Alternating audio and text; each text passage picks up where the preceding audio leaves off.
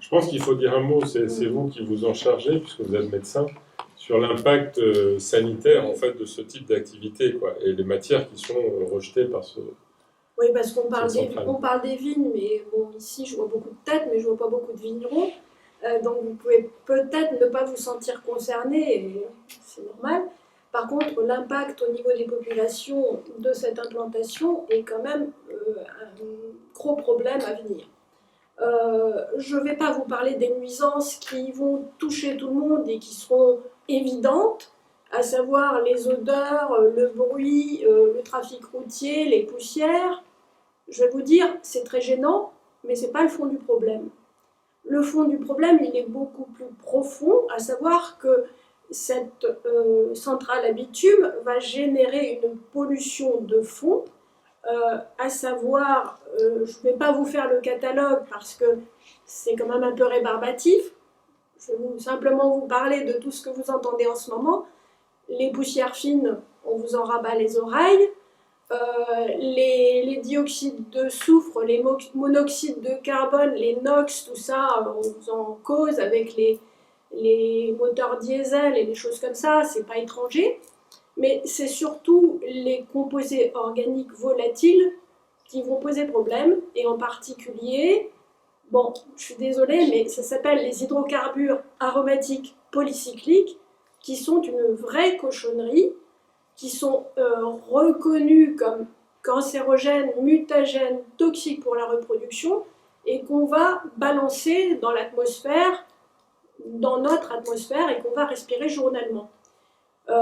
Ce sont des molécules qui ne se détruisent pas, qui colonisent tous les milieux, air, eau, sol, et qui vont être inhalées ou ingérées, donc inhalées par la respiration, voilà, ingérées par vos produits du potager, par les fruits que vous allez récolter, ingérées aussi par les vaches, moutons couvés que vous allez manger, et qui vont de jour en jour s'accumuler dans tous les organismes vivants autour de vous et sur vous. Donc ça, c'est une menace importante pour la santé des populations.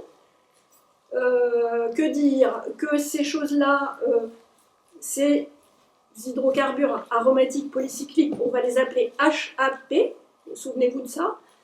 Les lourds vont retomber autour de vous, les légers vont voyager, les légers vont prendre les vents dominants, la rose des vents, là vont partir au fil de l'air le long de la vallée de l'Aube, vont aller sur les vignes un petit peu se balader, et vont aller faire comme ça beaucoup de routes. Et en fait, les normes dont on va vous parler, les normes sont faites à un moment T, mais ne tiennent pas compte du phénomène cumulatif. C'est-à-dire qu'à un moment donné, tous les jours, vous allez respirer, manger de ces choses-là, et à la fin du compte, vous allez absorber tout ça. Qui payera l'addition? Ce sera vous, ce sera les populations exposées. Elles vont se balader très loin, on donne des périmètres comme ça, 4, 6, 10 km, mais en réalité, pourquoi est-ce qu'on retrouve du mercure au pôle Nord? C'est pareil, c'est-à-dire que ça va se balader et personne n'est maître de la circulation. Ce qui se passe, et dont on n'a pas beaucoup parlé, enfin on a parlé de la rose des vents et des vents dominants, c'est une chose, mais on est dans une vallée. Donc les vents suivent la vallée, et a priori les vents dominants vont pousser vers Bar-sur-Aube, ce qui n'exclut pas qu'ils iront aussi un peu dans l'autre sens. Ils vont aller dans ce sens-là, ils vont répartir toutes leurs petites molécules toxiques partout. Et voilà, alors est-ce qu'on doit accepter cette implantation comme ça? Non, je ne pense pas. Les populations vont être soumises à un risque important. Bon, ça c'est pour la centrale elle-même. Mais il y a un deuxième paramètre qui intervient, c'est le côté trafic routier, qui lui-même est générateur de pollution. Puisque vous avez gaz à effet de serre, pareil, vous retrouvez un petit peu les mêmes polluants que pour la centrale d'Enrobé, à savoir que ce sont toujours des dérivés des hydrocarbures, donc vous vous retrouvez toujours avec les mêmes produits, dioxyde de soufre, dioxyde d'azote, hydrocarbures aromatiques, composés organiques volatiles, vous retrouvez les mêmes. On s'habitue à ça parce qu'on vit à l'ère du déplacement et de l'automobile, mais en réalité, ce sont des polluants importants. Donc on va rajouter à la pollution de la plateforme la pollution du trafic les travaux de la mission UNESCO depuis le démarrage. qui va partir aussi le long de la vallée de l'eau, puisque a priori la zone de chalandise de la société Poirier se dirige plutôt vers les chantiers le long de la vallée de l'eau et vers Bar-sur-Aube et au-delà vers Soudan. Et donc une zone d'engagement. On a quand même un petit peu en arrière-pensée que la zone d'attraction de la société Poirier est quand même l'endroit, donc ça va partir par là. Et en même temps, vous avez donc toute cette pollution engendrée par le trafic routier aussi qui s'ajoute. Que dire à propos des normes? Il y a quand même une exception qui est très française. C'est que les normes sont contrôlées par les employeurs eux-mêmes. C'est-à-dire que ce sont les sociétés qui s'autorégulent et qui demandent leur propre... Enfin, pour se mettre en conformité, vont demander leur propre contrôle. Donc, l'autocontrôle, c'est une spécificité française, ça n'a pas cours en Europe. Et c'est quand même tout à fait invraisemblable de penser que c'est les sociétés qui vont demander leur contrôle à des laboratoires qu'on dit indépendants. Je ne vais pas émettre d'avis a priori, mais on peut quand même se poser des questions. Et de se dire à quel moment je vais faire mon contrôle. Je vais le faire quand je suis en pleine production, je vais le faire quand je suis tranquille, les vents soufflent bien et que ça m'arrange bien de faire ça tel jour et qu'il n'y a pas trop de fraisa, parce que les fraisas aussi, on pourrait en parler, et que ça va rouler gentiment. Vous voyez la petite nuance. Voilà. Bon, j'ajoute, j'aurais peut-être dû commencer par ça, c'est qu'on a mis quand même une cheminée, on va mettre une cheminée de 13 mètres. Pourquoi on met une cheminée de 13 mètres? Si c'était si gentil ça, on laisserait ça c'est 2000 voitures déjà. Normal. Là, on met ça à 13 mètres parce qu'on espère que tout va partir là-haut gentiment et puis qu'on n'entendra plus parler. Voilà. Bon, je vous laisse réfléchir à tout ça. C'est pour ça qu'il y a des interrogations par rapport à ça, et les viticulteurs, ils sont plutôt dans l'attente d'avoir des réponses de scientifiques. Oui. Justement, c'est ce qui... Mais à ce niveau-là, on peut compléter votre information par rapport aux conséquences, en particulier des HAP, parce qu'il y a eu un travail très précis. Une thèse qui a été faite par Dorine de Salm, qui est enseignant-chercheur à l'Université de Lorraine, qui a fait un travail très précis pour montrer que ces molécules-là, parce que les HAP, c'est 130 molécules répertoriées, dont 16 qui sont sous haute surveillance, pas en France, mais je veux dire au niveau mondial, et par comment ça s'appelle, ça me déconcentre, par l'agence de l'environnement américaine. Ces 16 HAP là sont sous contrôle parce ils sont très toxiques et ils sont répertoriés, comme je vous l'ai dit, cancérogènes, mutagènes, toxiques pour la reproduction.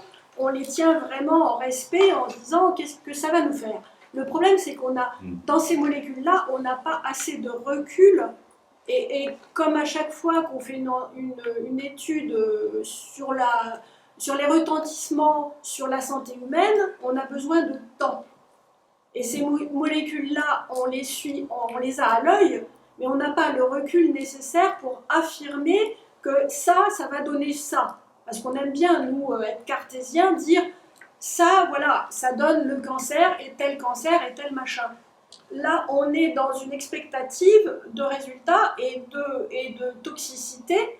On sait expérimentalement que c'est toxique, mais on ne sait pas encore pour qui, pourquoi et comment. Par rapport à la vigne, pour en revenir à la vigne, donc Dorine de Salm s'est intéressée à ça. On sait que les HAP ont une toxicité directe sur les feuilles et aussi par le système racinaire, par l'intermédiaire des sols, c'est-à-dire par les dépôts qui vont résulter des retombées atmosphériques, qui vont se déposer sur les sols, qui vont pénétrer dans les sols, et par l'eau et par tout ça. Et ils sont absorbés au départ par la surface des racines, et aussi pénètrent dans les tiges, dans les racines, et montent dans les tiges. On sait ça, d'un point de vue expérimental. On sait aussi... Avec dommage aux périodes de la montée de la feuille et à la floraison. On sait que ça touche tout le cycle de la plante. Je ne parle des vignes en particulier, mais ça touche toutes les plantes plus ou moins.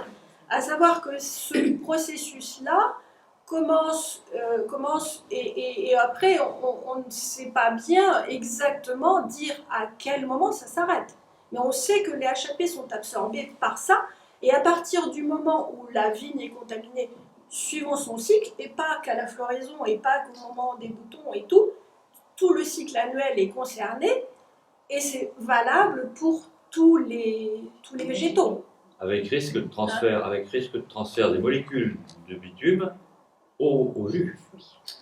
Ça, c'est encore un autre sujet. D'un point de vue végétal et phytosanitaire, alors il y a ça. Il y a aussi le fait que d'un point de vue phytosanitaire, on sait aussi, enfin, on sait pas, on pense et on doute, et on se dit que ça peut aller dans le sens d'une moins grande production. Ces molécules interviendraient sur la quantité produite aussi. Donc d'un côté, on sait qu'elles pénètrent dans les végétaux, de l'autre côté, on suspecte qu'elles vont atteindre la production, et on est assis entre deux chaises en se demandant, voilà un petit peu l'état des choses pour les végétaux et pour la vigne en particulier. Le Chablis, mais il semblerait que ce ne soit pas le même type d'unité qui soit installée à Ville-sur-la-Ferté. Et ce qui était prévu à Chablis, c'était une unité mobile. Toutes les machines évoluent, qu'on ait quelque chose de plus performant, parce que c'est plus récent, je veux bien, mais on traite au départ du bitume et des granulats. Les granulats, a priori, sont neutres, sauf à introduire des fraisas qui, eux, ne seront pas neutres. Je vais expliquer ce que c'est que les fraisas. Les fraisas, c'est tous les rabotages de route qu'on va recycler de manière vertueuse, c'est-à-dire qu'on prend une matière qui a déjà servi pour la recycler, donc on économise les matières premières naturelles. Donc ça, c'est gentil, c'est vertueux, c'est très bien. Sauf que ces matières-là, elles ont un vécu, il y a du goudron, il y a des tas de choses, il y a peut-être de l'amiante, il y a peut-être des métaux lourds, et d'ailleurs, dans le dossier d'impact, on n'a rien sur les fraisas, ce qui est tout à fait dommageable, parce que normalement, les fraisas doivent être analysés, on doit avoir des comptes rendus qui nous disent, voilà, les fraisas, ils viennent de tel endroit, ils contiennent ça, ça, ça, ça. Sauf que là, on n'a rien, et on prétend remettre des fraisas à la place des granulats pour faire des enrobés, sauf qu'on n'a pas de renseignements là-dessus. Il faut savoir que le système, il est peut-être améliorable ou amélioré, mais que ça revient à chauffer du bitume pour le mélanger à des granulats, plus ou moins inertes. Les granulats, tels qu'ils sortent des carrières, sont inertes. Les fraisas, ce n'est pas forcément le cas, puisque je viens de le dire. Donc, plus on chauffe le bitume, et plus on fait sortir des cochonneries. Voilà ce qu'il faut retenir. À la limite, votre chaudière, je sais pas, de chauffage central, elle va vous chauffer elle va sortir plus ou moins de cochonneries suivant qu'elle est récente ou pas récente. Plus vous prenez un modèle récent, moins il va sortir de cochonneries. Plus votre voiture elle a un pot catalytique, et moins il va sortir de cochonneries. Mais il en sortira, c'est clair. Le bien fondé n'est pas de savoir si on doit mettre des enrobés sur les routes ou pas, mais il faut savoir où est-ce qu'on met la centrale enrobée. Quand on la met près des populations, c'est un problème. Et a priori pas des vignes. Et par rapport aux vignes, il y a effectivement un problème qui se pose de savoir qu'est-ce qu'on véhicule comme image et comme bon, je veux dire, Risque de on peut pas à réputation. la fois- Risque de réputation. on peut pas à la fois se Important. revendiquer d'une image propre et vendable et vouloir exporter du champagne et puis dire ah bah oui mais il y a un problème là parce que c'est pas tout à fait propre quoi. Il faut savoir aussi à un moment donné se positionner et savoir ce qu'on veut faire. Les visiteurs vont venir. L'UNESCO, c'est une reconnaissance C'est universelle, ça, hein, c'est ça. la C'est VIE. Et donc, c'est très important pour les touristes, et notamment étrangers. Tout à Ils fait. vont sortir à ville. Effectivement, c'est peut-être la première image qu'ils vont avoir de Pour- porte d'entrée de la Côte des Bars, donc c'est pas forcément exceptionnel. Donc là, effectivement, ça peut poser une interrogation. Après, concernant la qualité de l'air qui va sortir de la centrale, il y a l'Adrial qui est passé par là. Ils n'ont pas trouvé grand-chose à dire. Alors Je pourquoi? vous ai expliqué. Le problème des normes, on en a besoin quand on met des produits toxiques dans l'air ambiant. Sinon, on n'aurait pas besoin de normes. Ça baignerait de soi-même. Là, on est en train d'introduire des toxiques industriels dans un environnement où il n'y en avait pas. Enfin, il y avait l'autoroute, d'accord? On n'est peut-être pas obligé de respirer en plus de l'autoroute autre chose. Donc il faut se poser le problème de savoir si ce site-là est bien choisi. Voilà, moi je vous pose la question. Pour moi, la réponse est non. Mais pour les raisons que je vous expliquais. Maître, vous souhaitez... Non, mais juste sur le fait que l'Adréal soit pour. Moi, j'ai jamais vu dans aucun dossier, hein, ça fait 25 ans que je fais les droits de l'environnement, jamais vu l'Adréal dire qu'un projet n'est pas bon. Ça se saurait, hein, je veux dire. Alors l'Adréal a une double casquette, elle est à la fois inspecteur et en même temps elle est conseillée aussi, puisque avant elle dépendait du ministère de l'Intérieur, maintenant elle dépend du ministère de l'Environnement. Ce sont des ingénieurs des ponts, des mines, donc eux, quand on leur propose des projets pour faire du bitume, a priori ils sont pour. Ce qu'il faut voir, et ce que vous disiez était juste, c'est-à-dire qu'on peut améliorer les process, et probablement que Jean Poirier a amélioré son process. Mais on est dans une économie qui est tellement complexe aujourd'hui qu'il faut aussi éliminer un stock de déchets qui est de plus en plus important. Donc vous améliorez d'un côté le process, mais de l'autre, on vous demande de mettre dans votre mélange, ce que vous expliquiez, des fraisas, du mâche-fer, etc. C'est-à-dire qu'on va se servir de ça pour recycler des produits qui sont des déchets déjà eux-mêmes, quoi. Donc ce qu'on gagne d'un côté, on perd de l'autre, quoi. Et au final, on va produire quelque chose de très toxique. Et c'est là où je trouve que l'étude d'impact, elle n'est pas sérieuse, parce que c'est ce qu'on attend d'une étude d'impact, c'est d'intégrer tout ça et de nous dire, voilà ce que vous disiez. C'est-à-dire que, pourquoi pas, si la législation permet de mettre du freisa, on met du freisa. Mais si on met du freisa, on est en droit de savoir quel est l'impact du fait qu'on rajoute du freisa. Mais qu'est-ce qu'il y a dans le bitume. freisa au départ, à la base? Et alors là, c'est là où l'étude d'impact, elle est très décevante. On minimise tout. Je suis d'accord avec vous. Vous dites, bon, les camions, il y a l'autoroute, etc. En termes d'émissions de gaz à effet de serre ou tout ça, c'est marginal. Ça ne va pas changer la face du monde. Peut-être. Mais en tout cas, de nous dire, pour rassurer, finalement, c'est 12 camions par jour, alors qu'un calcul très simple nous permet de montrer que ça sera minimum 60, c'est pas sérieux, quoi. C'est pas le but de l'étude d'impact, quoi. L'étude d'impact, c'est pas de la poudre de perlimpinpin pour dire, écoutez, dormez tranquille, tout va bien, quoi. L'étude d'impact, c'est nous dire, voilà la réalité. Après, on prend ou on prend pas. Le préfet, l'Adréal, prend sa décision, mais sur la base d'informations concrètes. Si on lui donne pas les bonnes informations, on peut pas prendre une bonne décision. Et là, c'est ce qui se passe. Si on ne vous dit pas tout, on peut pas prendre la bonne décision.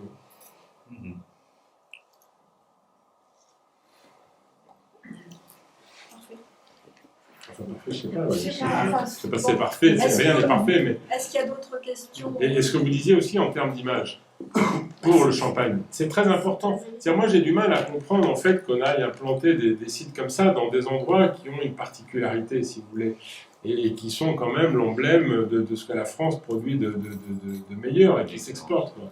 On avait eu le même problème, alors ça n'avait rien à voir avec le champagne, c'était des élevages de pur sang. Dans l'Orne. Il y a un site de stockage de résidus de voyage automobile aussi. Les gars sont arrivés avec le même genre d'études qu'ici, quoi. Quand ils sont arrivés, ils ont dit on a besoin d'un terrain c'était à peu près la même taille, de quelques dizaines d'hectares et tout en plein champ. Les mecs, ils savent même pas où ils vont, ce qui n'est pas le cas de Jean Poirier, hein, je dis pas ça pour Jean Poirier, mais ils savent pas où ils vont. Et ils réalisent pas que tout autour, il y a les plus beaux haras de France, en fait. Pareil, ils avaient fait une procédure pour classer les haras du pin au patrimoine mondial de l'UNESCO, etc. Ils ne savent pas où ils s'implantent, quoi. Et d'un seul coup, bah, ils mettent une méga décharge là, avec un impact psychologique, d'image énorme, quoi. Pour le monde du cheval, les gens viennent acheter des pur sang du monde entier, quoi. C'est-à-dire ce truc-là, d'ailleurs on l'avait nommé le Saint-Émilion du cheval, et c'était pas pour rien. Alors le projet finalement a été annulé, on a dû faire une quantité de recours, mais enfin bon, tout ça c'est pas productif, c'est une perte de temps pour tout le monde, quoi. Alors qu'il suffisait de mettre peut-être ce site de stockage à 30 ou à 40 km plus loin, loin des habitations, loin des haras, etc. Et puis ça réglait le problème et tout le monde était content. C'est-à-dire qu'il y a une sorte de contre-productivité négative quand on fait des choses comme ça. Et là, l'étude d'impact, bah, c'est exactement ce qu'elle montre, quoi. C'est contre-productif, quoi.